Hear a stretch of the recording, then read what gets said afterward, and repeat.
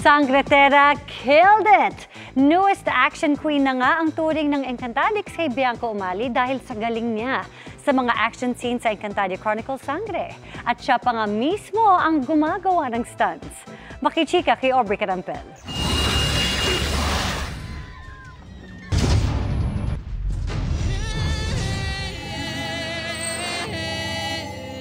Mula sa pagsagip ng mga sakay ng isang school service, paglaban sa mga hold-upper sa bangko, at pagharap sa mga miyembro ng pistol gang, walang inurungan si Tera, na ngayon ay kilala na sa mundo ng mga tao bilang ang tagapagtanggol na si Sangre. On point ang action scenes ni Bianca Umali sa Encantadia Chronicles Sangre, na bunga raw ng pinagdaanang intensive trainings, gaya ng martial arts at hand-to-hand combat.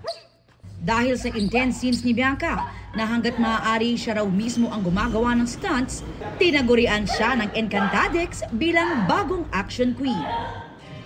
Very proud si Kapuso Prime Gem sa mga ipinapalabas na episodes na mas nagiging intense at exciting, lalo't unti-unti nang nalalaman ni Tera ang kanyang pinagmulan at tunay na pagkatao. Buti naman nakarating ka, Sangre. Nasaan yung humihingi ng tulong? Anong ginawa niyo sa kanya? Yung character development niya, yun naman ang ipinagmamalaki ko ate every time na tinatanong ako kung paano mag-grow si Tera mula bata na hindi niya alam kung ano ang purpose niya hanggang sa ma-discover niya kung bakit ba siya ang itinakda. Equally proud ang boyfriend ni Bianca na si Kapuso Prime action hero Ruro Madrid na bahagi rin ng Kapuso Telefantasia. Muling napanood ang karakter niyang si Ibrahim na ipinakita ang dahilan ng pagpanaw, pati ang mga eksena sa Devas, kung saan muli ring nasilayan ng iba pang OG Encantadia characters. I'm just very grateful na muling nabigyan ng buhay ang aking isa sa pinakaminahal na karakter.